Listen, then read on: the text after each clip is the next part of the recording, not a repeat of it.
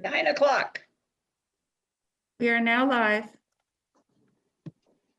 Good morning, everyone. We will call this County Council meeting of February the 17th, 2021 to order. So Warden Vanderwall, there is a motion to move into closed session, moved by Councillor McDonald, seconded by Councillor Higgs. Resolved that Council resolve itself into Committee of the Whole closed session as authorized under Section 239 of the Municipal Act to consider adoption of closed minutes of meeting held January 20th, 2021, labor relations or employee negotiations as it relates to negotiation updates with QP Local 2290, and a position plan procedure criteria or instruction to be applied to any negotiations carried on or to be carried on by or on behalf of the municipality or local board as it relates to the Ontario health teams. Any comments? All in favor? Carried. Luckily, see you on the other side.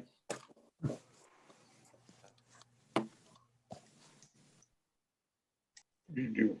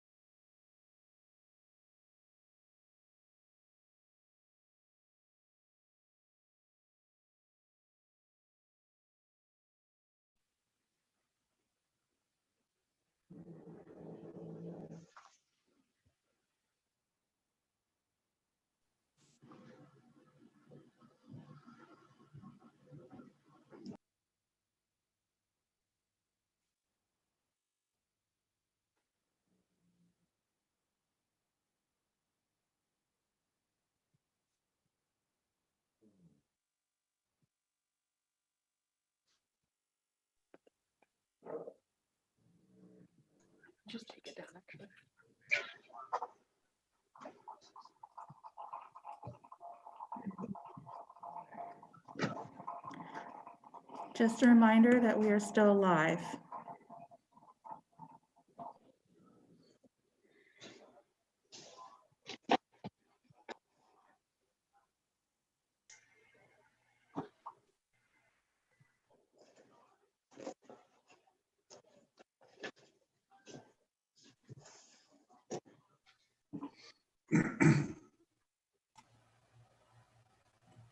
Getting quite good at this, switching meetings. Remember the first time we did this?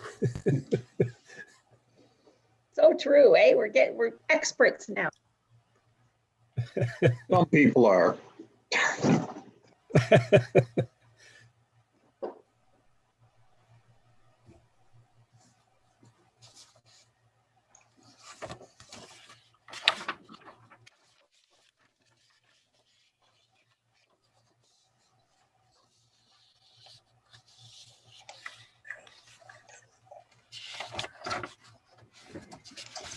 Ron, I'm probably gonna have to turn my video off. People are fading in and out. I've got unstable connection. Well, we'll miss looking at you. I'm sure you will, but I will come back on to vote. How's that? Okay. Or you can just leave it and see if you leave.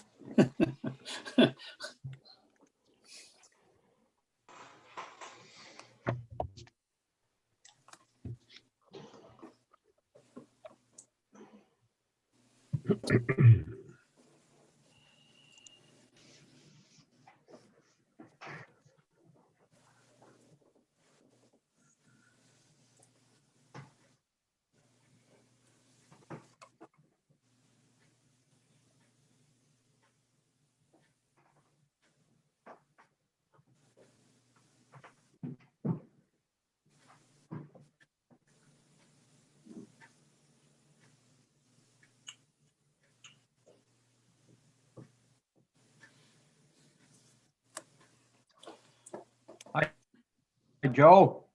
Good morning.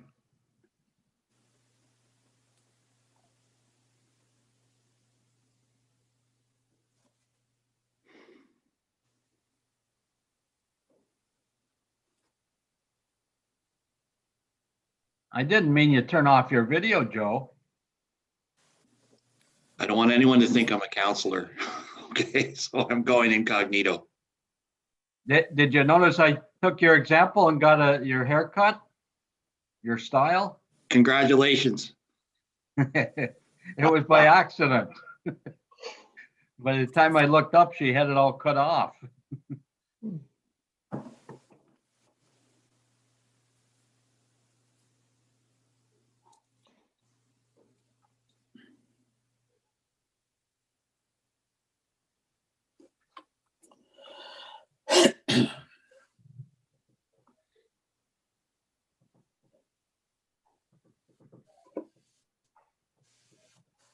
Are we live to the public? Yes, we're live.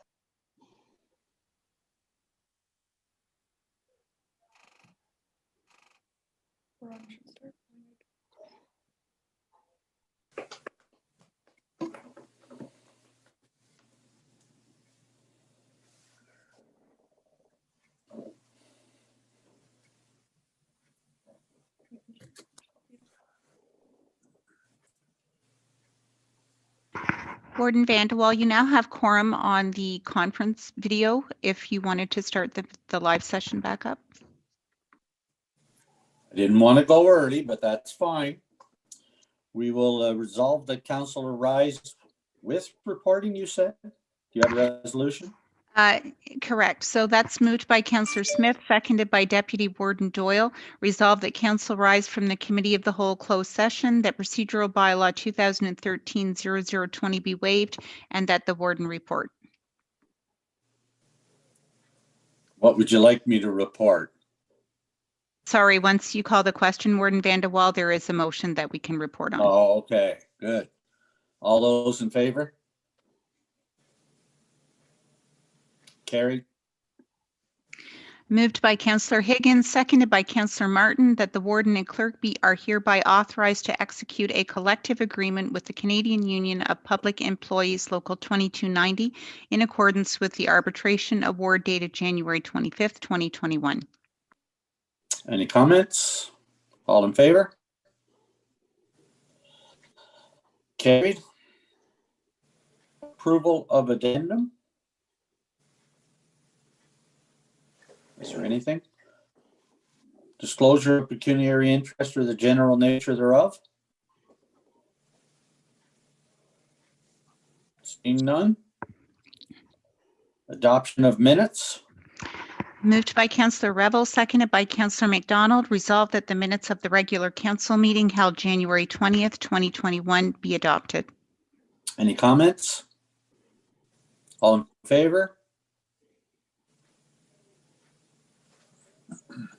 Carried.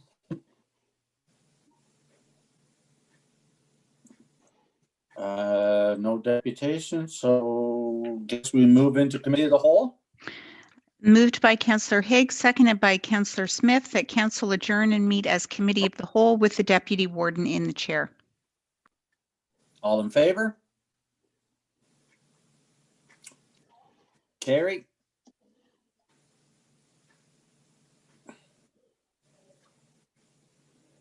You're up, Dennis.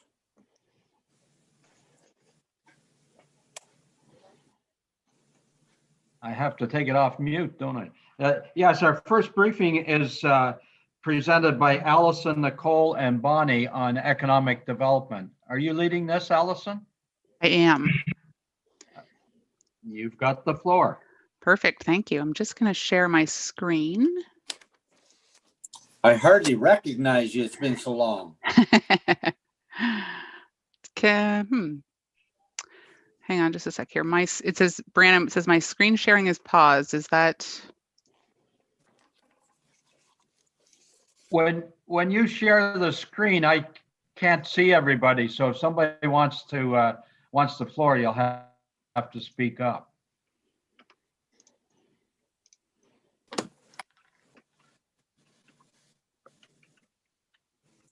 I've got your presentation now. Okay, perfect. Okay, thank you, Deputy Warden Doyle and Council. I'm going to talk a little bit about the Destination Development Plan this morning. You've got a report later on in your agenda, so this is just providing some context for when you get to that conversation. So a Destination Development Plan is a 5 to 10 year roadmap that's ultimately about developing a more sustainable year-round local economy. It's about taking a step back, acknowledging that a holistic approach to tourism development is going to be the best approach across our region, and that it'll ensure everyone in the destination has the opportunity to contribute to and benefit from the local visitor economy. I'm going to hit some of the top benefits in a minute, but the plan is designed to protect and enhance the character of the destination, increase our destination, increase the competitiveness of our destination, and also increase the visitor spend while optimizing the quality of life for local residents. So this isn't going to be exclusively about what we think of as the traditional tourism industry. The plan will ultimately have benefits that reach through and across our communities. And when you take a look at the work that we've done in tourism over the last sort of 5 or 6 years, I think it becomes pretty obvious that a destination development plan is our next best step. I'm just going to hit some of the highlights here. So if you look at the 2015 ECDEV charter, where we identified trips and trails as a priority, and also described tourism as an area for business and assessment growth opportunity. In 2017, we did the accommodation review, which outlined the need for us to take a holistic view on destination development, marketing, tourism attraction, accommodations. And then in that same year, through the ambassador program, we established 5 priorities. And one of those was tourism. And every year since then, the ambassadors evaluate those priorities to make sure we're still, on the right track. And tourism consistently ranks as one of the top 3. And then skipping ahead to 2020, in May of last year, we received council support on the COVID-19 economic development response initiatives. And that plan included the prioritization of tourism, and it introduced the destination development plan as being the best approach for tourism development across our region. And as you know, in the fall, we completed our economic development service delivery review, which also outlined destination development as being a necessary first step in laying the foundation for growing our visitor economy, which could be followed, of course, by strategic tourism attraction efforts. And then it was also the destination development plan was included in our the budget, the 2021 budget deliberations. So all this to say that we've done some great work in tourism already, and we've heard loud and clear from our stakeholders over the years that tourism is and/or ought to be a priority in Frontenac. And I think when you look at the pieces that I've just highlighted there, taking a strategic approach to developing tourism is really the way to go. And a destination development plan is going to get us there. When you look at sort of the course of the year, that's what we imagine this will take. We're thinking starting in March of this year with delivery of a final plan in March of next year. There's going to be quite extensive community engagement throughout that year, which will contribute to a number of takeaways or deliverables. So a shared vision for creating a stronger sense of place, which would be, across the region, across Frontenac as a whole, but also that would apply to, our smaller communities as well. We'd identify opportunities to enhance tourism development. And like I said earlier, that extends beyond the traditional tourism industry to local quality of life, talent attraction, economic development. We'd end up with a framework that has specific goals and initiatives and some timeframes attached, as well as a strategy for marketing the region and recommendations for implementation, including key roles, timelines, and measurements. And the whole project's going to be pretty dependent on the strength of our partners. And so I have with me today on the line here, Nicole Whiting, who's the Executive Director of Ontario's Highlands. And Ontario's Highlands is the regional tourism organization that encompasses Central Frontenac and North Frontenac Township. And Bonnie Ruddock is also on the line, and Bonnie is the Executive Director of RTO 9, which is the regional tourism organization that encompasses Frontenac Islands and South Frontenac Township. And both Nicole and Bonnie and their teams are going to provide their expert guidance throughout this process to ensure that we come out on the other end with a great product. I'm going to ask Nicole to speak a little bit. Nicole's been through a couple of destination development plans recently with other regions in Eastern Ontario. So I'd like her to talk just briefly about sort of the process, what we can expect, and her experience and the success that she's seen in other regions. So Nicole, I'm going to pop ahead here, and if you're on the line. I am. Perfect. Thank you. Thanks, Allison. It's really great to be here. Pleasure to be with all of you and excited about sharing with you some of our experiences working through this process. Allison actually more specifically asked me to share what the value we see in working with MMGY Next Factor, which is the firm that you'd be working with to deliver the destination development plan. And simply put, this is the only firm in the world that implements the Destination Next framework in their approach to destination development. And the Destination Next framework is something that we as an RTO have adopted. We believe the system is the gold standard in destination development. And the reason we believe this is because it was developed by experts in destination development from around the world. And it's a very straightforward process that looks at tourism development holistically, which it sounds like you're already on board with that notion. Until recently, investing in tourism really meant coming up with a promotional strategy, but the wide adoption of mobile technology and social platforms makes it so much harder to compete. Travelers have the ability to dig into the attributes of a destination in a variety of ways, and often their deciding factor is based on recommendations from their social networks. So it's more important than ever that communities collaborate to put their best foot forward.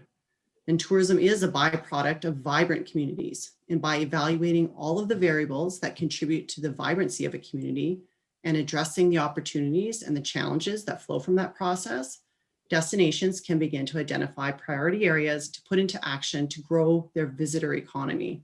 So the image on the right of this slide actually plots through the process a community based on the results of the Destination Next assessment in two key areas. You've got your destination strength and your community alignment and support, and both of those areas are equally important. And as Allison mentioned, we have other counties in our region that have gone through this process, and there are so far about 4 notable outcomes common to both communities. First, the process was community driven. So any recommendations flowing from the plan had a built-in buy-in. There is eagerness to move forward with the action items, and the plan is not sitting on the shelf. Second, it brought together their municipalities around a common vision without sacrificing the uniqueness of each community. Third, the plans are community plans where everyone has a role to play. Haliburton and Renfrew County took the lead on creating the plan and will drive it forward, but implementation of the plan is the responsibility of everyone. And this made it much easier for councils to not only embrace the plan, but to champion it. And finally, funding. RED grants, funding programs that we offer as an RTO, other provincial and federal grants are so much easier to retain with this destination development plan. So we're really, really looking forward to working with Frontenac County on this project. We're very confident it will align with your economic development goals, and given the potential in this region, which is tremendous, I'm excited to see the positive impact this plan will have on your communities. Thank you. Thanks very much, Nicole. I've talked to both Amanda in Haliburton and Melissa with Renfrew County, Ottawa Valley, and they're both just so excited to have gone through this process and to be implementing next steps. So I want to get there too. I'm pretty excited to be in that position. Bonnie Reddick's here. She may have to just leave her camera off. I know she was having some internet issues. But Bonnie, if you're on the line, I'm going to flip ahead to this slide and ask you to talk about the RTO9's Drive for Excellence program and how the Destination Development Plan fits in with that. Great, thank you, Allison, and good morning, everyone, and thank you for allowing us to join Allison today. So RTO9 designed a Drive for Excellence program, recognizing that our destinations vary in needs when it comes to marketing and destination development planning.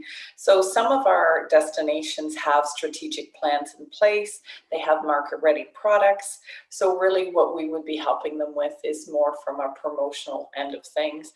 And we also recognize that all of our destinations aren't equal when it comes to their budgets either. So we try to design a plan that could really help drive excellence in each of our destinations, which will be felt across the whole region. So the purpose of the Drive for Excellence is also to provide a partnership opportunity at the level that's needed for each destination. So we felt that this program in this particular case was a really good fit for Frontenac County because they're really at the destination level, and that's where we can help them with some financial support as well as with some support through our staff and our agency of record as well. Having a destination development plan in place will allow your staff to identify the priorities and work towards their goals. As a regional tourism organization, we strongly encourage strategic plan development to guide the destination. This will provide a good balance between your visitors and your residents. Having worked with Allison and Richard in the past, I have full confidence in their abilities to roll out this plan. Thank you. Thank you very much, Bonnie. I know, Council, that you'll be getting into the report a little later on, but if you have any questions now while Nicole and Bonnie are still on the line, happy to entertain them. Does anybody got any questions? Very good work. Oh, Alan, you've got a question. Go ahead. I think you're on mute, Alan.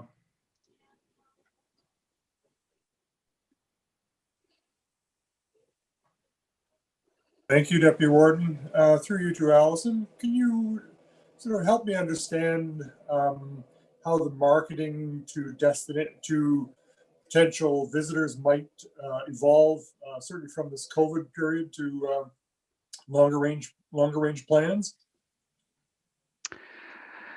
Good question. So right now the trend through 2021, and Nicole and Bonnie, if I say anything that doesn't sound right, please jump in. But the trend would be to stay hyper local in this year. So marketing to probably a Kingston audience. We're in the same health unit, so it makes sense drawing that audience out to sort of their own backyard. So moving around, but doing so safely. I've talked to a few operators, and I know lots of folks are already looking at very good 2021 summer seasons in terms of our accommodations. I think it's going to be quite a bit like it was last year. So I think this year, we'll sort of that hyper local messaging.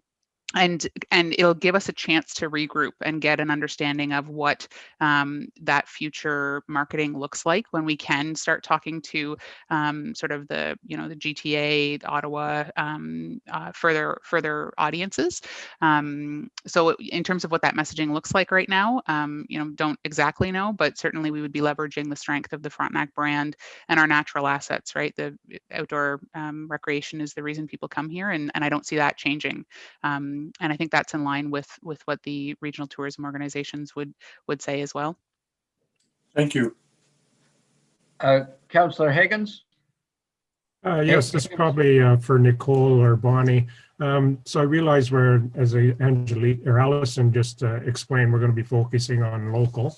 So that's fine for this year. In the long term, I'm seeing quite success at marketing local, and is there going to be a need to have to expand beyond local going forward if we can make a strong market using a local campaign we're doing now?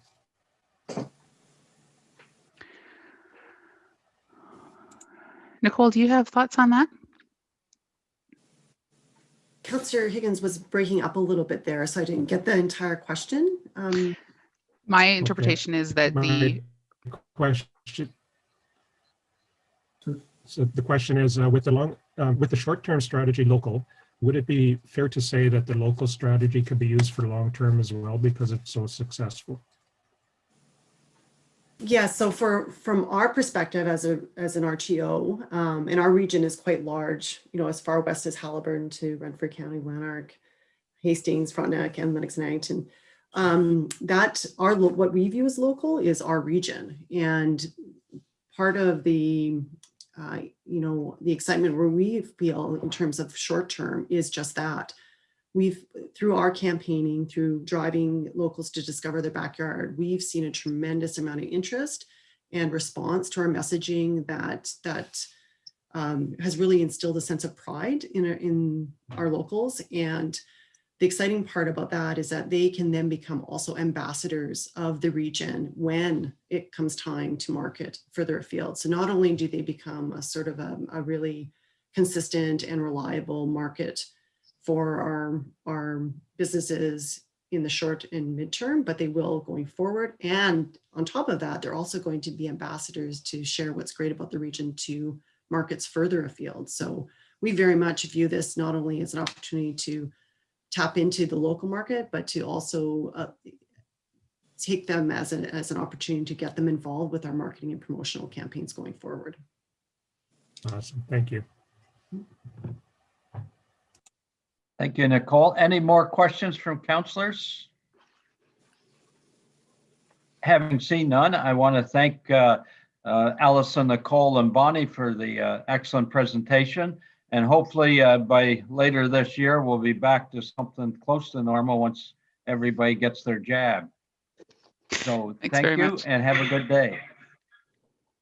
And now we're going to move on to CAO Kelly Pender to let us know what he's been doing for the last month and has planned for the next month. Kelly, the floor is yours.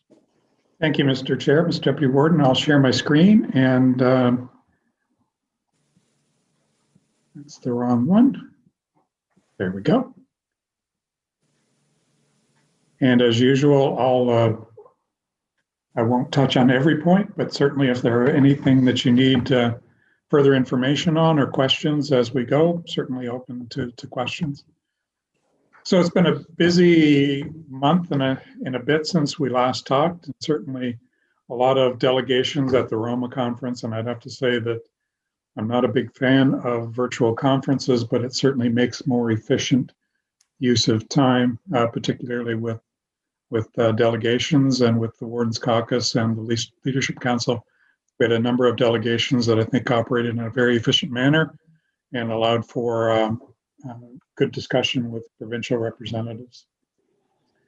We don't have any update on our funding announcements. As we approved in December, we made, I believe, 3 different applications to the province for funding to support our construction projects here in long-term care. And as yet, we don't have any announcements, although we anticipate shortly. The Wardens Caucus and the Leadership Council meetings on February the 9th and our CAO's meeting last Friday. And again, we're talking about the 2021 priorities for the Wardens Caucus, and the Wardens Caucus will be meeting next month to talk about those. A number of areas that that the Wardens will be presented with for future consideration. In particular, the aging in place strategy, how that will impact long-term care and paramedics, what role counties will play in the aging in place strategy. And I think it's an important priority for the Wardens Caucus, and I anticipate that there'll be plenty of discussion about how that will roll out and what kind of advocacy role that the Wardens Caucus will take on that. Certainly with the Ontario health teams and their emphasis on the social determinants of health, this is going to be an important discussion over the next 1 to 3 to 5 years, and counties are well positioned to participate in that discussion and to play an active role. The province has supported community paramedics, and our paramedics are doing home visitations, testing, swabbing, and a number of other activities are planned over the next year. So I think there'll be significant discussion at the Wardens Caucus in March about how that advocacy rolls out, what relationship it has to such issues as housing and homelessness, which play a part as well. But I think it's safe to say that the entire aging in place strategy will be a prominent part of the Wardens Caucus going forward. The Leadership Council still waiting for incorporation. So once it's incorporated, the Leadership Council will be able to directly apply for grants. Last year, we received about $1 million in funding for various projects, including limestone analytics, predictive model for recovery from COVID, use of artificial intelligence, and intelligent transportation, just to name a few. Provincial matters, I won't spend much time here other than to note there is a $4.5 million seniors grants program that is available for not-for-profits, local service boards, and Indigenous groups that may be of benefit at your local municipalities. The federal government Healthy Communities Initiative, a $31 million investment from the federal government to support a broad range of organizations and municipal governance. And I know that Allison is looking at that, and we may have an update in the future. Our communications update continue to receive a lot of activity over social media, and our numbers continue to rise. Our most visited page continues to be our careers page as we actively recruit for long-term care workers and paramedics to meet the growing demand. And in particular in long-term care, as the province still continues to maintain that long-term care workers can only work in one facility. That's putting pressure across the entire board. While I'm on this page, I'd just like to give you a bit of an update in terms of vaccinations. All of our long-term care residents that opted into a vaccination have received their first and second vaccinations. About 60% of our staff have opted to receive the vaccinations. These are Fairmont staff, and will be receiving their second vaccination over the next couple of weeks. As far as paramedics go, although they've been identified as the number one healthcare priority group, locally they have not received their vaccinations, and it will be hopefully in the next couple of weeks because they will be participating in vaccination clinics as they roll out. Mr. Chair, I believe Councillor Higgins has a question. Yes, Councillor Higgins. Yes. Thank you, Deputy Warden. Kelly, just a quick question. You said 60% of staff have volunteered for vaccination. Does that mean 40% are not going to get vaccinated? They didn't take up the opportunity in the first round. They can, they'll still be eligible at some point, but as part of the first round where the clinic was operated out of KGH, they opted not to receive their vaccination. Kelly, do you think that more will sign up once it's available at Fairmont? I would hope so, and I use the flu vaccination, our history with that.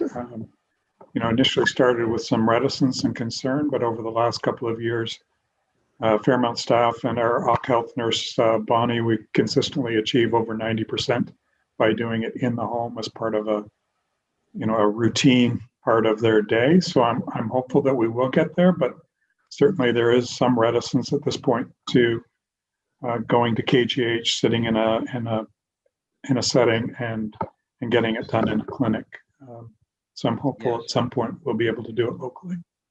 I can certainly understand that, but is there anything we can do, and collectively as EOWC doing anything to encourage all of the workers at long-term care homes to get it? Because the experts say you want to get it up somewhere around 80–90% to get effective herd immunity.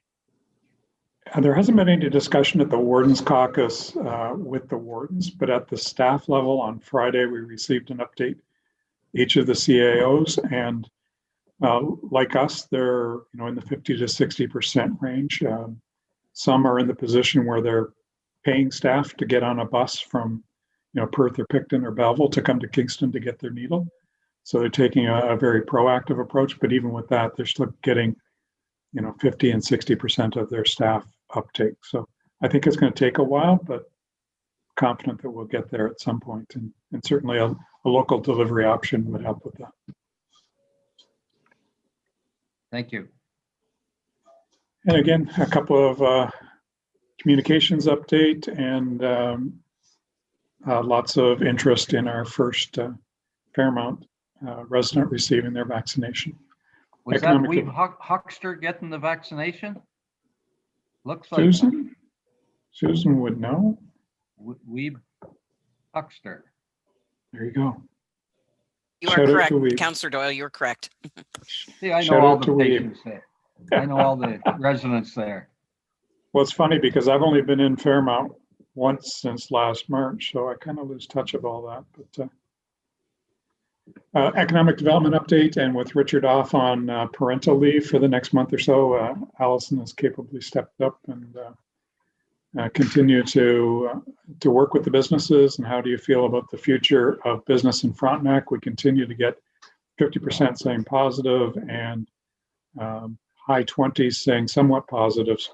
So well into the high 70s in terms of a positive economic outlook. And thank you to Allison and Richard and all of our businesses who are coping under some very difficult circumstances, but largely coping well. So thank you very much. So with that, I turn it back to you, Mr. Chair, if there are any questions.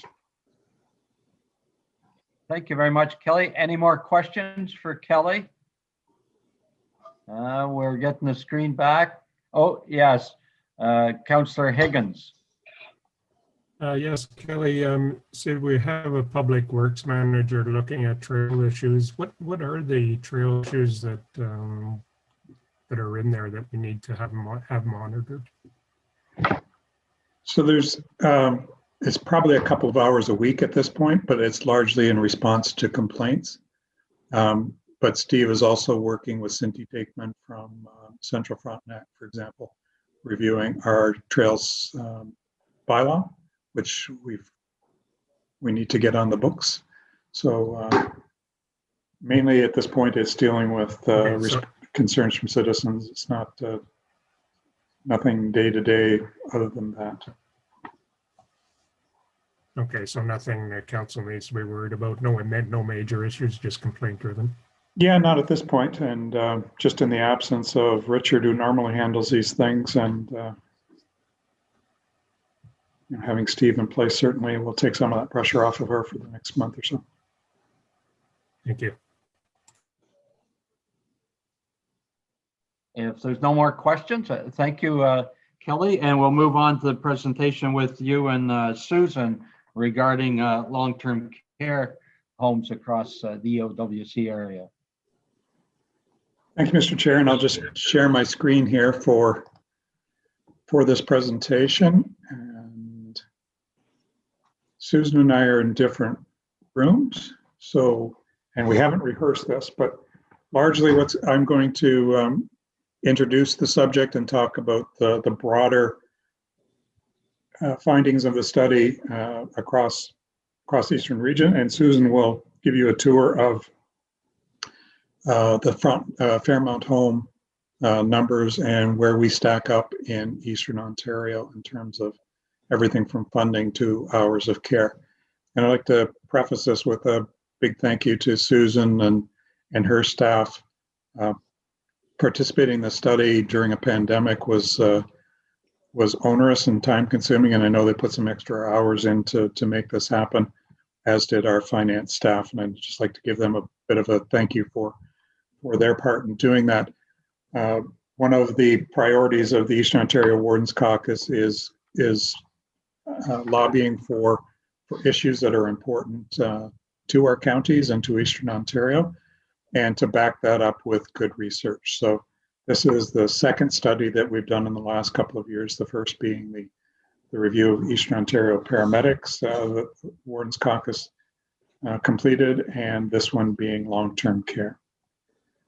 So this report was presented to the Wardens Caucus in final format on January the 19th, and then presented at Roma Conference the next week to the Minister of Health and to the Minister of Long-Term Care in two separate presentations, one part of the multi-minister presentation and the other as part of a direct delegation with Minister Mary Lee Fullerton, who is the Minister of Long-Term Care. So it started in August of 2020. The full report, there is a link, and that link has been sent to you as well. There will be a fully accessible version on that website shortly, and we'll be able to publish that on our website. At this point, it's probably about 95% accessible and meeting the standards. So the phase one of the report was a review of the long-term care sector in Ontario to give us a sense of where we stack up and what the sector has looked like over the last 5 or 6 years, and then a comprehensive review of all 15 homes that Susan will go through Fairmont. So there are 15 homes in Eastern Ontario that are part of the Eastern Ontario Wardens Caucus, and there's a detailed profile in each one of those on in the final report. And it also established a predictive model and comparative analysis with the province. So Susan and finance staff can go in and look at Fairmont home and see how we stack up on any number of comparators, and also use that to allow predictive things such as what does a 3-year phase in a 4-hour of care look like for our budget. Phase 2 provided considerations to implement continuous improvement initiatives on an ongoing basis, and delivered the final report and presentation to the Eowc, and as I mentioned, presented to the multi-ministers and to Minister Fullerton. We also provided a copy to the Long-Term Care Commission led by Justice Morocco, the Ombudsman, AMO, and Advantage Ontario, which is our long-term care organization.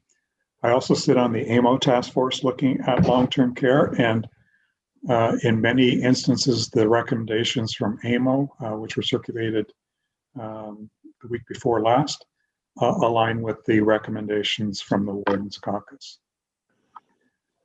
So just in terms of where we sit in Eastern Ontario, there are 15 homes, 2,386 licensed beds, just over 2,000 full-time equivalents. And just a reminder that a full-time equivalent isn't the number of bodies. 2 part-time working half-time equals 1 full-time equivalent, so there are more employees than that. The average wait list for EOWC long-term care facilities is 233 days. So if you put your name in at any long-term care facility, municipally operated long-term care facility in Eastern Ontario, the average wait is about 233 days. And our average occupancy for long-term care is about 98.5%. And most of that 1.5% that's unoccupied is just the days in between one resident leaving, cleaning, getting and prepping the room. Sometimes we do painting or minor maintenance. It's not that there isn't demand for that room, it's just the natural time lag between one resident leaving and another arriving.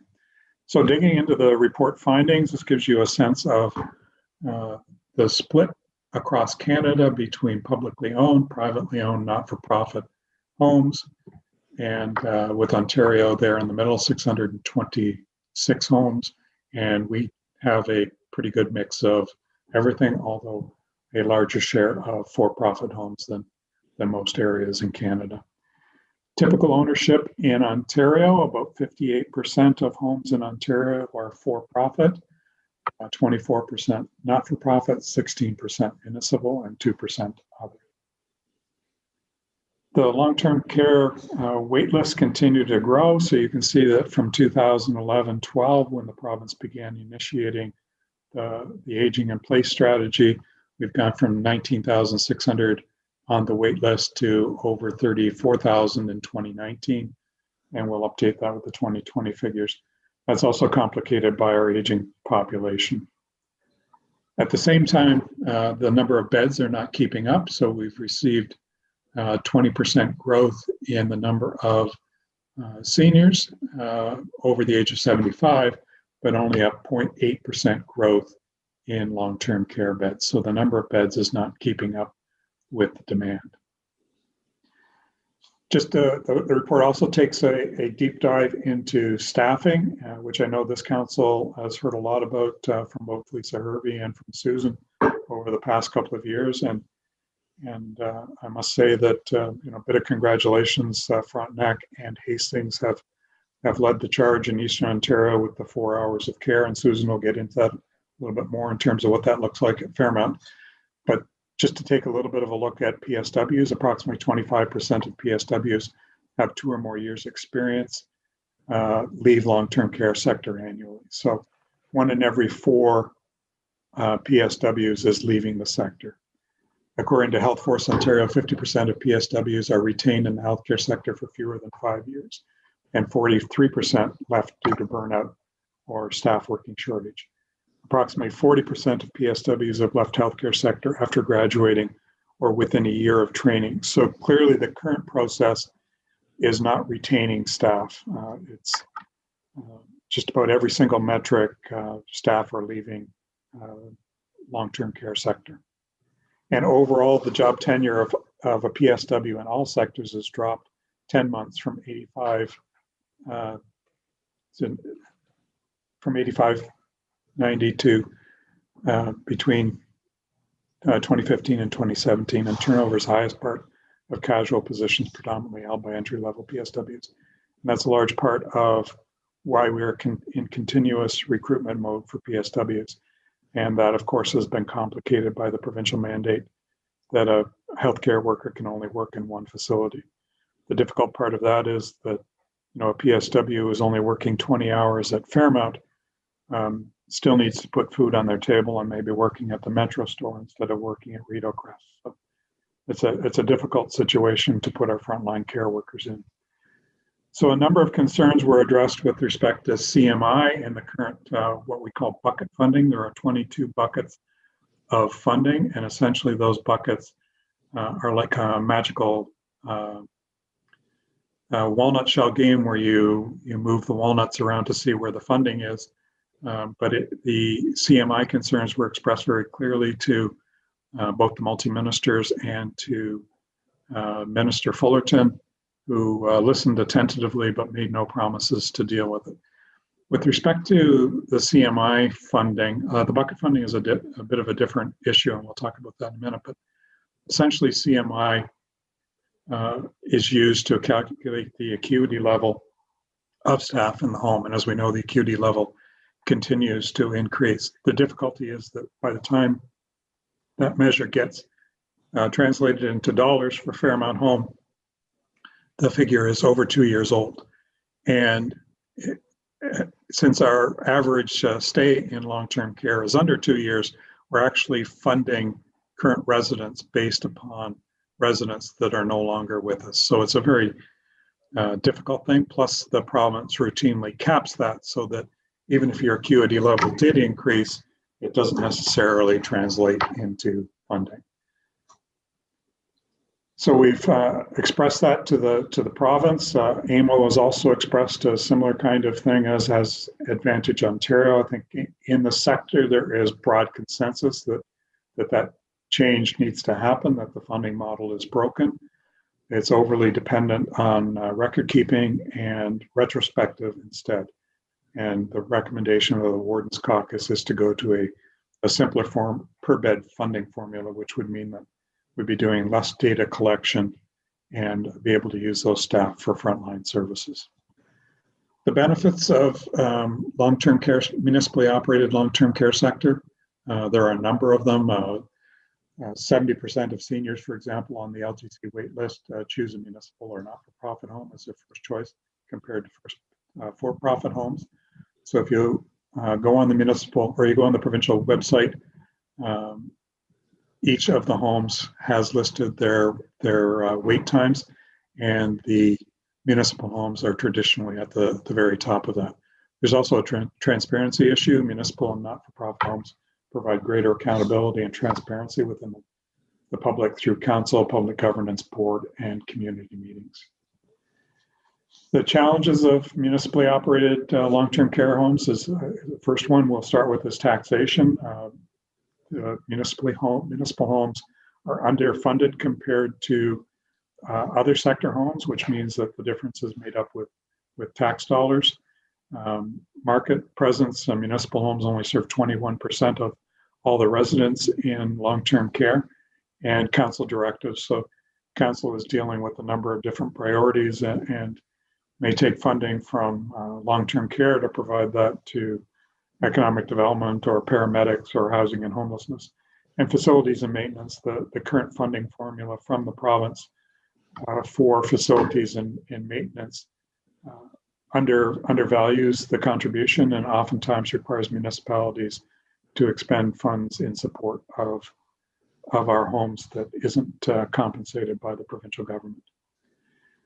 Certainly the quality of municipal long-term care homes, higher hours of care, higher staff skill mix, lower mortality rates, less use of restraints, and lower hospital admissions are recognized, and these are certainly things to be proud of in the municipal long-term care sector. Although we're 16% of the homes, clearly the quality of care is better. So some long-term care leading practices, certainly the staffing issue, no one size fits all is kind of our mantra. Having said that, the province has endorsed the 4 hours of care model that this council began advocating for in 2017, along with Hastings County. We're also looking at facilities and the costs of facilities, and looking at a campus of care model as being more appropriate for long-term care. It certainly makes sense. For example, in our case, we have the Pines next door to Fairmont, but we also share IT resources. We could be sharing clinic or pharmacy resources. We could be sharing meals with the Pines.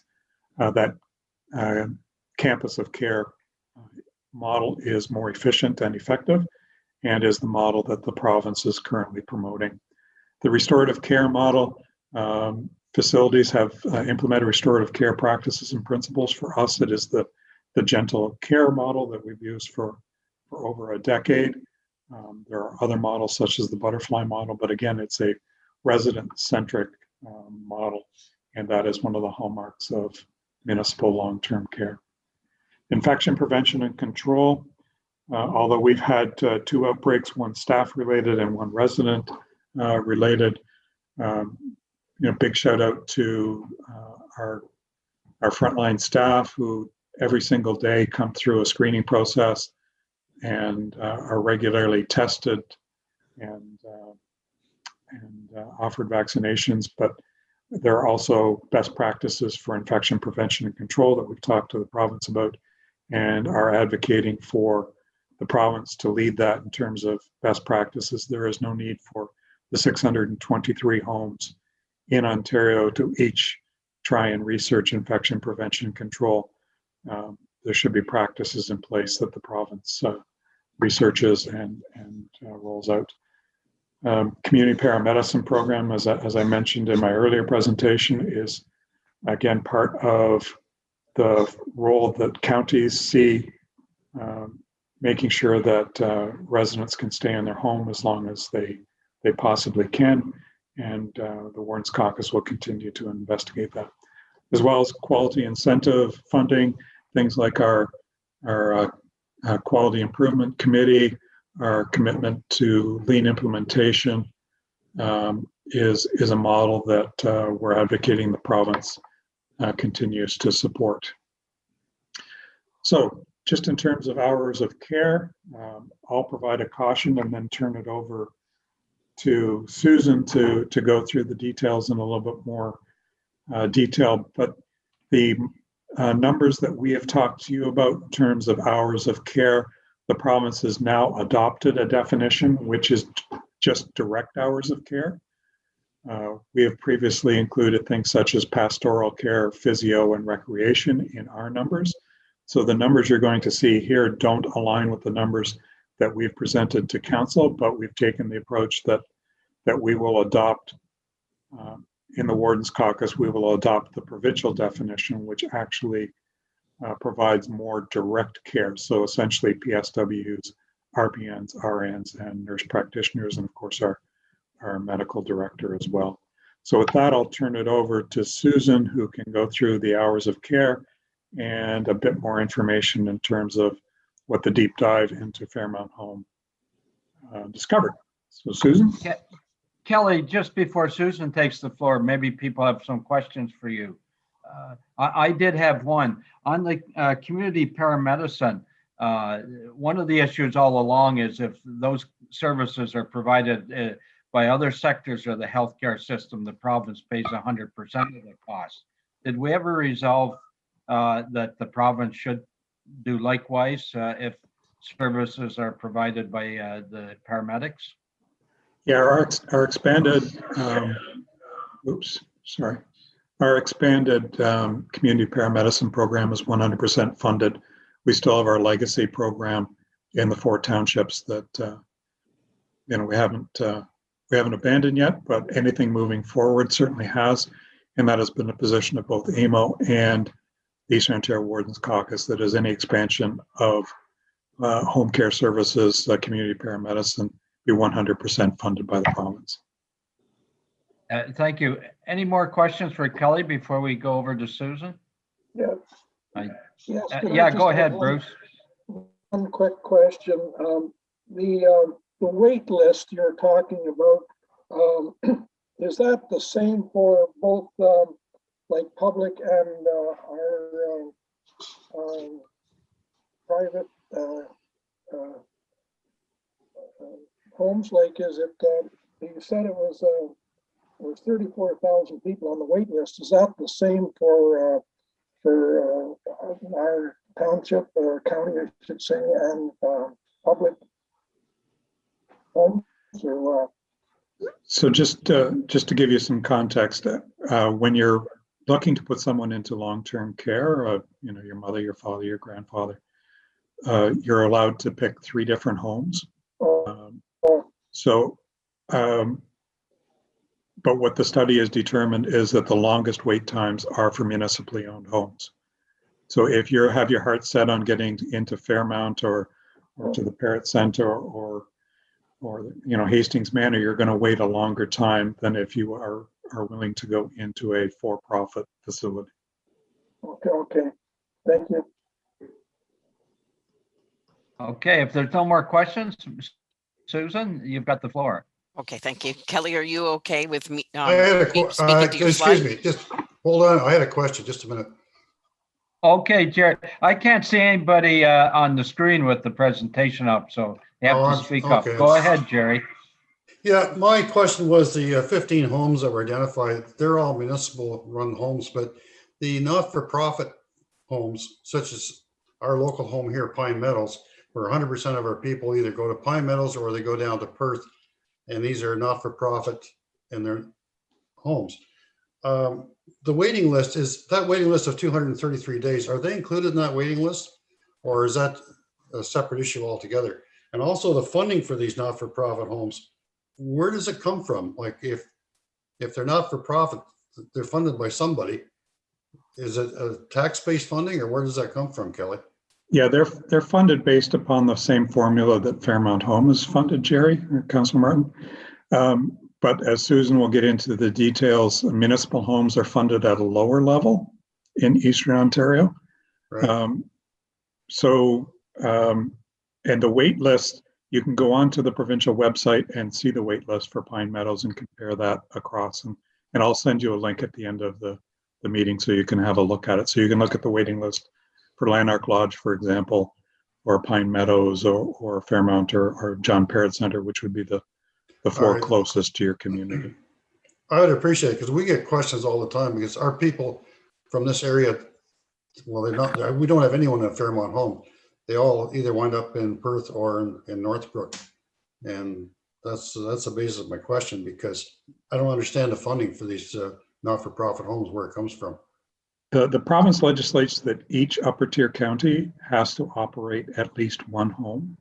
Right. And it's operated in a seamless manner so that we can't discriminate against somebody coming from London, for example, to live at Fairmont or somebody from London to move into Pine Meadows. So it's similar to the paramedics model in that it is seamless from the user's perspective. They get to choose 3 that they want to put on their wait list, and they can choose 3 across the province of Ontario, depending upon their family needs. So, but each county has to operate at least one, and that's how we contribute to the overall system. We don't contribute to Lanark Lodge, but the taxpayers of Lanark do, and that, in essence, balances out the system. Okay, thank you. Thank you. Susan? Okay. You've got the floor. Oh, all right. Thank you. So from the report, the average daily direct care hours that were identified, with the 4 being our goal, we're currently at 2.92 hours across the 15 municipal homes, which has a gap of about 1.08 hours. Thanks, Kelly. So for Fairmont specifically, we have 3.03 hours of direct care currently, leaving us a gap of about 0.97, which puts us in the top 5, I would say, of the 15 homes. The next slide is important. It shows the growth in the levy funding for municipalities has increased 2.5 times more than what the province has demonstrated or committed to homes, which shows the municipal organizations' commitment to their residents and achieving that 4 hours of care. Without the municipal funding, we would not be where we are today. The next slide just shows the funding. So the average provincial funding per bed is about $55,400, and Fairmont is at $52,100 per the report. So although we're ranked first, we're still $3,300 per bed below the provincial average at Fairmont. The next slide just is a focus on the debt of the home, with Fairmont being the second. So Fairmont is the second ranked in the organization for the EOWC for our debt, with only Hastings being before Fairmont. The next slide looks at the age of the facilities. The average useful life of the facilities in the EOWC 15 homes was approximately 45 years, Fairmont being at 52 years. But that being said, Fairmont has undergone a redevelopment, which was completed in 2004. So cost of redevelopment, it's can't be stressed the importance of it. There's no upfront funding for homes. The homes must incur the debt, which will span 20 to 25 years, and it will impede or hinder the home's ability to achieve that 4 hours of care in order to commit to redevelopment of the homes. Critical importance of municipal homes is the ability to share services. Fairmont has the ability to share finance, HR, and IT with your municipality, which is an extreme cost savings if we were to have to achieve those services outside of the municipal contribution, we would be probably paying higher services and competing with other homes. So it is a benefit to being a municipal home. So the summary of the highlights, just EOC municipal homes require additional provincial funding to support pay equity for PSWs and our nurses, to offset rising operating costs and significant movement towards the 4 hours of care that's been identified by the province. Summary, COVID shined a spotlight on pre-existing challenges in long-term care. Municipal homes, thankfully, have experienced fewer resident infection rates compared to for-profit and not-for-profit, as you can see highlighted at the bottom of the slide. So we'll go to the service profile for Fairmont Home, and I'll just touch on some of the factors that are in each of the slides. So Fairmont Home staffing model has approximately 119 full-time equivalent staff members to provide the services and support that we do to our residents. Consistent with the long-term care sector, our workforce is predominantly female at 92%, with less than 5 years of total experience. So 44% of our staff have less than 5 years experience. Fairmont Home was constructed in 1968 and, as I mentioned earlier, underwent a redevelopment that completed in 2004. The home currently has 128 long-term care beds with an occupancy rate of 98.4%, and the wait list for our admittance to the home is currently at 423 clients. From the financial analysis, municipal long-term care funding from the county, as I said earlier, has grown faster than provincial funding, particularly over the time frame of 2015 to 2019, which the report addressed. At that point, municipal contributions had grown by more than 19% since 2015. During that same time frame, provincial funding increased by only 14%, and the resident fees increased by 11%. Compensation and benefits, which represent about 70% of the home's expenditures, has increased significantly at an increase of 18% over that same time frame between 2015 and 2019. So staffing analysis, KPMG's analysis shows that Fairmont Home provides 3.03 hours of direct care, showing the gap at 0.97 to achieve the 4 hours of direct care. The home currently provides this 3.30 hours of direct care by employing 53 full-time equivalent personal support workers and approximately 23 full-time equivalent registered nurse staff. The thing I'd like to highlight about the province's model is they are strictly looking at, PSWs and direct care nursing. They're not looking at other things that, for example, when we presented to council where we were at the hours of care, we included additional staffing resources such as your nurse practitioner, your medical director, recreationists, social workers, physiotherapists, also services that provide direct care to the residents, but the provincial model does not include those positions. From the other note slide, the report has identified that Fairmont maintains good relations with colleges and universities, and we've been able to attract part-time staff through these organizations. The report also quotes, as Kelly identified, that Fairmont is one of the few organizations, thank you to the support of County Council, has a forecast or a goal to achieve the 4 hours of care that was already, Council was already supporting that goal before it became a provincial mandate. And I'd like to also highlight that as of October 15th, Fairmont Home was had the fourth largest wait list in Southeastern Ontario, which included approximately 36 homes. And then we just touch base on the recommendations of the last report. Kelly, if you're okay with me speaking to this last slide. The main key takeaways, of course, are to increase funding to achieve the 4 hours of care. We will require provincial funding to achieve that goal. As Kelly spoke to previously, changing the funding formula. Currently, the CMI is, data that's 2 years behind. So you're basing funding on data that's 2 years old, of which most cases, as Kelly mentioned, those residents are no longer in the home. An increase in provincial capital funding. As I mentioned, there's no upfront funding. The municipality must assume that debt, and the province makes their contributions over the term of the debt instead of providing upfront funding, which will impede or could impede achieving the 4 hours of care.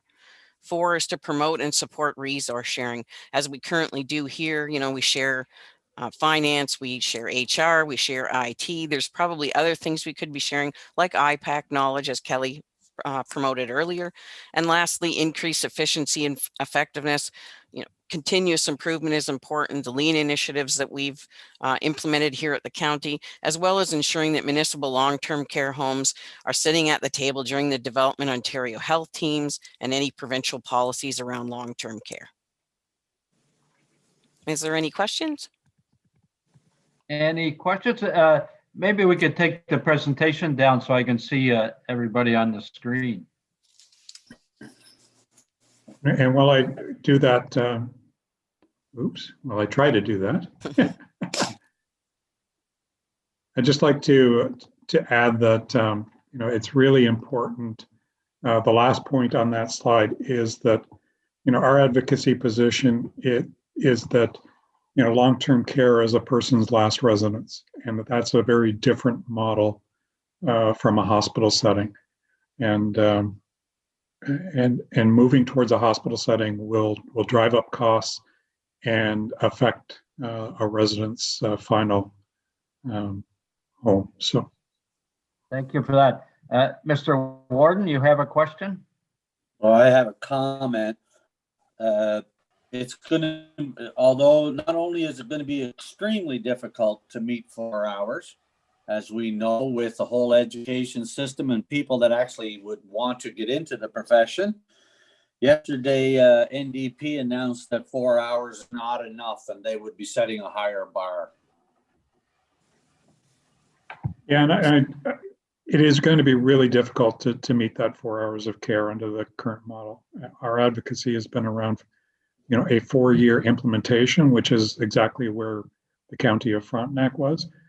But without the supports in the education system, it's not going to happen. It's going to be very difficult to get there. And I'll leave the NDP's position to somebody else to answer. But yes, Councillor Higgins, you have a question? Yes, I do. I guess what I see as the biggest issue is staffing. Is there any thoughts on about moving away from part-time and going strictly full-time? I know that that's going to be very hard to do, but how do we address the staffing issues going forward? Is there any discussions on that, I guess, is my question. And before I sign off, can we get a copy of the presentation? It's not in our package. As I mentioned, the package isn't fully accessible yet, but I can email it to you directly.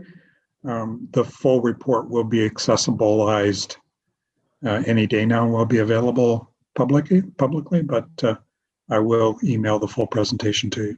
Thank you. And I'll leave it to Susan to comment on the other. To comment to your question about moving to full-time, the home would like to do that, and we've looked at some issues, but there are also some requirements in our collective agreement around the schedule for full-time versus part-time, which will present challenges to just changing the model. We would have to collective bargain some of those changes with the union, which we will attempt to do at the next bargaining table. Thank you. Any more questions? Thank you. I don't see any, so perhaps we could move on to the next item. I don't think we have any unfinished business to discuss, but we do have a couple of resolutions to look at that's recommended by the CAO. Jeanette, do you want to read the first one? Yes. Planning The first item of business is the Planning and Economic Development Destination Development Plan, and that's moved by Councillor Higgins, seconded by Warden Vandewaal. Whereas County Council has prioritized tourism as part of the county's response to COVID-19, and whereas the development of a destination development plan has been approved as part of the Planning and Economic Development 2021-2025 business plan. Therefore, be it resolved that the Council of the County of Frontenac authorize the warden and clerk to enter into an agreement with Regional Tourism Organization 9 and Ontario Highlands Tourism Organization for the purpose of developing a destination development plan for Frontenac County, and further that council authorize the expenditure of $38,000 from the Community Development Reserve for project execution, split equally over the 2021-2022 budget years. Any questions or comments? Yes, Mr. Warden. Was this budgeted or is this extra now after the budget was set? We're taking it out of a reserve. So the I reserve, think it's over and beyond. Is that right, Kelly? the reserve was set up to allow us to take advantage of items like this. So it contemplates various reports being done, but requires that council approve those reports prior to being implemented. So it's part of the 5-year plan to augment the reserve. And Councillor Rebel, I think you had your hand up. No, actually, I didn't. I was just putting something. Oh, you were just scratching your hair. Okay. Okay, good. If there's no more questions, I'll call the vote. All in favor? Carried. And the next one, yes, go ahead on the Howe Island Ferry funding.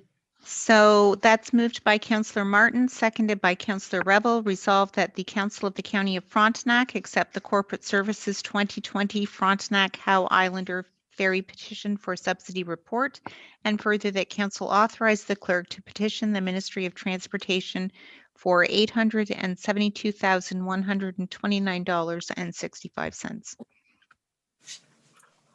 Any questions or comments on that? Yes, Councillor McDonald. Yes, through you, Deputy Warden. Bullet number 3 in that report, it says any excess funding collected by year end will be drawn from the reserves held by the county. Can someone explain the explanation on that line? So our agreement with the province and with Frontenac Islands allows a portion, if there is a surplus, to be placed into reserve. The county never contributes to the operation of the ferry. It's 80% from the province and 20% from the island, either through taxation or through user fees. So there's no county contribution, but if there is a minor surplus, it goes into that reserve. Okay, Councillor Higgs. Yeah, so after we apply for the 872,000, is there still a shortfall in the bill, the total cost? Alex, are you on the line? Do you want to answer that? Yeah, so yes, and there still would be a shortfall after that based on the revenue. That is $34,825. And how are we going to cover that shortfall? I believe the town of Frontenac Islands has applied for the second tranche of the Save Restart funding for 2020, and did explain the operating pressures related to ferry services as one of the main reasons for that funding. Okay, so we've applied for the money, and when would we hear back? I'm not sure. So that was through the township that would apply for that. Okay. I believe they submitted that towards the end of last year, and I haven't heard anything back since. Thank you. We can discuss that at the meeting tomorrow, Bruce. Yeah, thank you. Any other questions? I'll call the vote then. All in favor? Carried. The next one is regarding the Kingston share of the land ambulance and Fairmont home. You have a resolution there, Jeanette? Yes, moved by Councillor McDonald, seconded by Councillor Higgs. Whereas the County of Frontenac is the service manager for Fairmont Home and Frontenac Paramedic Services, and whereas the county reviewed its draft budget on October 20th and 21st, 2020, and passed its 2021 budget on December 16th, 2020 through bylaw 2020-0049, and whereas the 2021 budget included budget requisitions for Fairmont Home and Frontenac Paramedic Services, And whereas the Director of Corporate Services / Treasurer provided the City of Kingston with the draft requisition amounts on October 22nd, 2020, and confirmed these amounts as final on January 20th, 2021. And whereas the City of Kingston, in a letter dated February 1, 2021, requested a more formal notification of the budget requisition, therefore be it resolved that the Council of the County of Frontenac confirms that the City of Kingston budget requisition for the Fairmont Home and Frontenac Paramedic Services remain as provided by the County Director of Corporate Services / Treasurer at $12,751,183 as follows. Fairmont Home in the amount of $3,949,865, and Frontenac Paramedic Services at $8,801,318, and that a copy of this motion be forwarded to the City of Kingston. Any comments or questions before we call the vote? Yes, Councillor Ravel. Thank you, Deputy Warden. I guess I'm just expressing some concern about what appears to be some either lack of communication or acknowledgement of the communications that have been sent. And I'm wondering why we're in the same situation this year in terms of communications as we appeared to be last year. And it seems frustrating to me that that's still occurring. And I'm curious if there's some explanation or is it something we could assist with, or is it purely an issue that the other party is not willing to respond as promptly? Any explanation for that? I guess all I'd say at this point is that our process has not changed. We provided them with the numbers in the same manner and form that we have in every other year. When they got to their budget meeting, they were looking for some sort of motion acknowledging that, which is a change in process on their part. And this motion addresses that, but certainly they had those figures back in October. The figures were confirmed in advance of their budget meeting. They are just looking for a more formal process. Thank you. And Kelly, perhaps in October this year or November, when we get through the budget, we can send them something more formal so we don't have the same issue next year. Yeah. Yes, Councillor Higgins, you had your hand up. I think we've lost you, Councillor Higgins. Oh, sorry, can you hear me now? Yes. So what I read into this is, but when we passed the budget, we as is noted here, we presented the draft amounts that we were approving in the budget. We never really sent anything formal when we finalized the budget. I think that's what I read into this. Do you concur, Kelly? But the process has not changed. We provide them with exactly the same details in every year past, and the final figure was confirmed over a week prior to their budget meeting. They're just looking for a motion at this point. So okay. Now that we know that they want a motion, we'll provide them with a motion, but our process has not changed. Okay, if there's no more questions, I'll call the vote. All in favor? Carry. And information reports are next. Any questions on those? Don't see any questions or comments, so we'll move on to the sorry, Dennis. Dennis, I did have my hand up. Just one quick question on the information report number B, Eastern Ontario Wardens Caucus long-term report. Do we have any idea on expectations of cost? And Kelly, can you provide counsel on the reaction of the province when this was presented? Certainly, our position has been that all of these requests should be fully funded by the province, and also recognize that municipal homes are funded at a lower rate than not-for-profit and for-profit homes. So that has been our position all along. Hopefully that will happen, but there is no guarantee. I'd say the reaction from the province has been generally positive. They acknowledge the shortcomings, and they certainly acknowledge that municipal homes have performed better during the pandemic than for-profit and not-for-profit homes. So, our position still remains that any of these changes be fully funded by the province, not by the local taxpayer. Yeah, thank you. Thank you. Any more? Okay, we'll move on to liaison reports. First is Councillor Higgs with Emergency and Transportation Services. Yes, this is the shortest report that I've ever given. I've talked with both Gail, and she reported back to me that there are no, they don't have any significant updates for paramedics. And she also reported on behalf of Kevin that he is off on parental leave, and I'm not hearing any negative problems with the ferry. So that concludes my report. Thank you. Thank you. Councillor Martin, long-term care. Long-term care has been thoroughly covered by Kelly and Susan, except I didn't hear anything about they're now Fairmont Home is now allowing short-term outings and visits pursuant to a rapid test of 15-minute results for COVID before a person can be allowed out or have a visit. And I think that's correct. Susan sent me an email this morning, and I think that's what I got out of the email. Is that correct, Susan? Yes, that's correct. Thank you. Okay, thank you. That's my report. Thank you.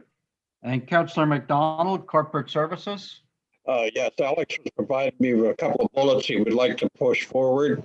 He said that corporate services continue to support the day-to-day operations of the county and township staff. The finance department has been busy year-end tasks such as pension reporting, T4 reporting, finalizing transactions for account reconciliation and financial statement preparations. There has been an increase in reporting requirements associated with the numerous envelopes of COVID-19 funding received. IT is rolling out new hardware to the county and townships, as well as migrating the county's Outlook server for its email client. That would be a report provided by Alex. Thank you. Thank you. And the next one is Planning and Economic Development. Councillor Ravel. Thank you, Deputy Warden. So I had the opportunity to meet our new Manager of Community Planning, Sonia Bolton. Sonia comes to us from the city of Kingston, where she worked for about 15 years. She's got a wide range of experience in a variety of planning applications. And her focus will be looking at a more regional workload with and bringing forward some policy work for the department. One of the things that South Frontenac will benefit from, Sonia will be working with our Director of Development Services as we work through our official plan at South Frontenac. The department is completing work with the official plan for Central Frontenac. Recently, I have one more formal public meeting, and hopefully will be possibly adopted as early as April and back to the county for final approval in May or June. The Marysville secondary plan is maybe looking for a last public consultation before it closes out. Lastly, the communal servicing meeting was held by the local committee. There is a final draft coming forward, hopefully that will involve the financing of the outcome, and hope that it may come back to county for June 1st for adoption. Moving on to the economic development, as we noted, Richard is on paternity leave right now. And so Steve Keeley, who is a former public works manager, has been brought in to assist some of the work on the KNP trail, primarily on working on some trail maintenance stuff through an RFQ, and also a temporary maintenance of a trail bylaw. The department has done an annual business survey where they've had over 140 responses completed.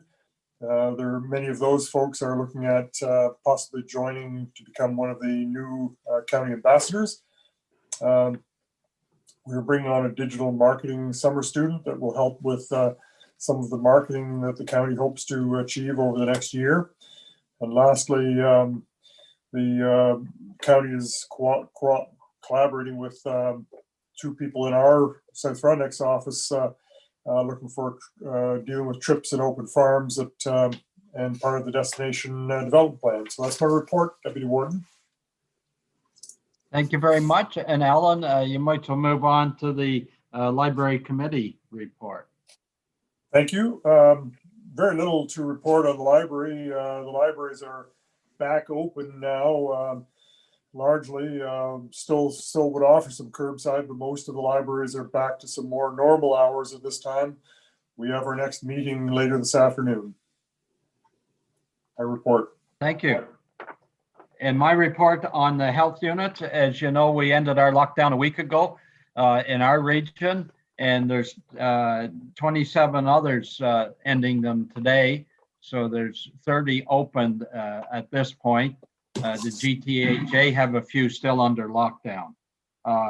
We've had a little bit of a lobbying effort that we should be going beyond the color-coded framework that has been in place last fall, I guess since the middle of the summer, which we thought worked fairly well. It did cause the Hastings Prince Edward County some angst in that they were closer to Toronto than us. So they did put some additional restrictions in place, which basically called for not allowing anybody to go into stores or restaurants in that health unit region unless they had proof in their identification that they lived within those boundaries. We did review that at our health unit, and we're quite a bit different than the Belleville area in that with the Army base, with the Queen's University, St. Lawrence College, and some major construction programs for bridges and docks going on in this region, we probably have 20 to 30,000 people within our community at any given day that cannot show an address that they live in this region. So that if we implemented such a plan, it would be extremely difficult to enforce, and I think we'd end up looking like a police state. So we're monitoring the situation closely because we are very concerned about these new variants. So we'll keep you posted if things change. Thank you. And the next we have housing and homeless. Councillor Smith. We have a meeting coming up next week. So no report. No report till the next meeting then. Okay. And Councillor Higgs, do you have any comments on the Food Policy Council? Yes, Deputy Warden Dennis. The Food Policy Council held a Zoom meeting on February the 12th, and just a little tiny update on the Food Literacy for Students Act, Bill 216, which I reported on last time, that there is an extensive and growing list of endorsements of this bill, and that MPP Darrell Cramp is promoting the bill actively at Queen's Park. The bill aims to ensure that food literacy and skills education be embedded in the school curriculum throughout grades 1 to 12. Also at the meeting, excuse me, I had never heard of emergency number 211. Maybe you all know about it, but I didn't. That if you dial 211, anyone that is in trouble 24 hours a day will get a live person to talk to and get help. They have this 211 have direct access to all services. 211 help find basic needs such as food, housing, emergency financial assistance, and the city make a comment. Their city's representative at the Food Council say that the service is very underutilized. So it was all news to me. So I just thought that it might be interesting for you. Thank you. Thank you, Bruce. I think we're returning to regular council now. So Mr. Warden, I believe you take over. There is as soon as Jeanette reads the resolution. So that's moved by Councillor Smith and seconded by Councillor Higgins that council revert from committee of the whole council to council. All in favor? Carried. And Adoption. the adoption of the report of the committee of the whole is moved by Councillor Martin, seconded by Councillor Rebel, that the report of the committee of the whole be adopted and that the necessary actions or bylaws be enacted. Any questions? All in favor? Carry. Resolution. So there is a motion here in support of the ExploreNet Communications Inc. application to the Universal Broadband Fund. That's moved by Councillor Revel, seconded by Warden Vanderwall. Be it resolved that the Council of the County of Frontenac supports ExploreNet Communications Inc.'s application to the Universal Broadband Fund for expansion of high-speed internet access within South Frontenac, including fiber to the home and 5G wireless broadband coverage within the township. Any questions or comments? All in favor? Carrie, the only comment I would make is I had an interview this week with a consulting company, and Elon Musk has already 1,000 satellites in the air and is launching 120 a month. By the time Eowc gets going, they'll be redundant. We'll see how well it works. Well, apparently there's people on it and they're working pretty good, they said already. So given notices of motions.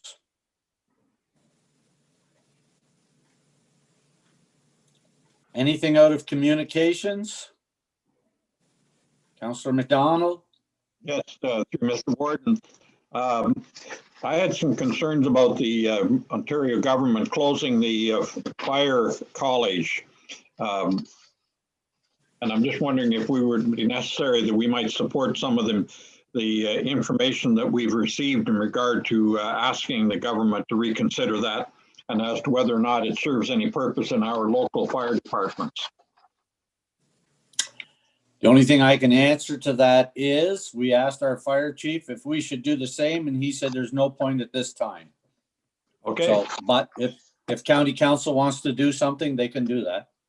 Yep. Okay. We had the same feedback from our fire chief as well. Okay.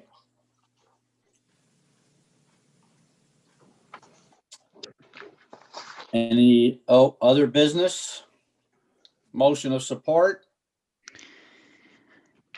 Moved by Councillor McDonald, seconded by Councillor Higgs, whereas Councillor Francis Smith was first elected to the Eowc board in 2017 and re-elected in 2019, and whereas Councillor Francis Smith has expressed her intention to run for re-election to the Eowc board, therefore be it resolved that the Council of the County of Frontenac supports and endorses Councillor Francis Smith's bid for re-election to the Eastern Ontario Regional Network Board of Directors. Questions? 100%. I have one. I'll put my hand up. Just because the county does this, and I'm not saying I'm not supporting Francis Smith, there are other positions that have to be voted on, Kelly, at there also, or is it just one position? So the county endorses this so that Councillor Smith can run. She is eligible to run because she's a past warden. So in order to put her name forward, she needs this motion, but there still will be a vote. Thank you. I kind of thought that, but I wasn't sure. And if I can just chime in, there are 3 positions that will be voted on. Right. Okay. Thank you. All in favor?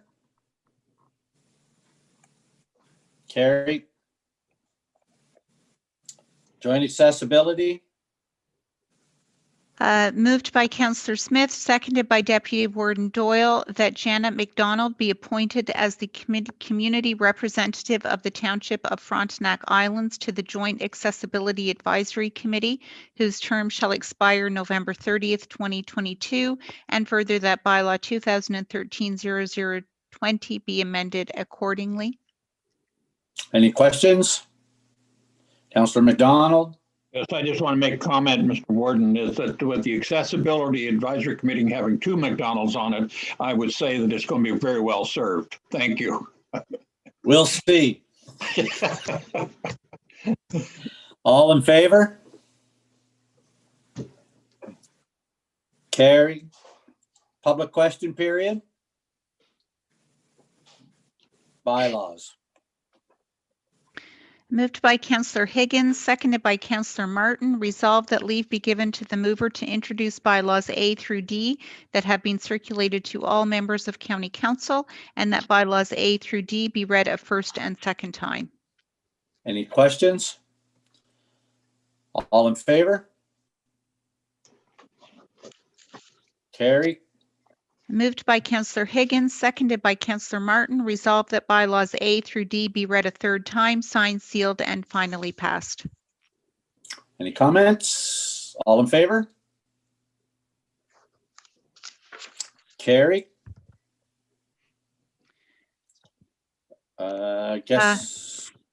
Go ahead. Ron, just before we adjourn, I have a question for our next meeting on administrative building task force. Now that I look, I don't seem to have the link to get into that meeting.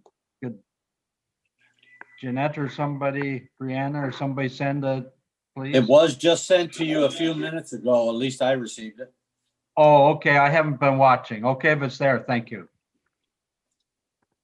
So we're already late for that one. Not that it matters, I guess, but any other comments? Then you have a motion to adjourn, Jeanette? Yes, moved by Councillor Revel, seconded by Councillor McDonald, that the meeting hereby adjourn at 11:02 a.m. All in favor? Carry. Thank you. Bye, everyone.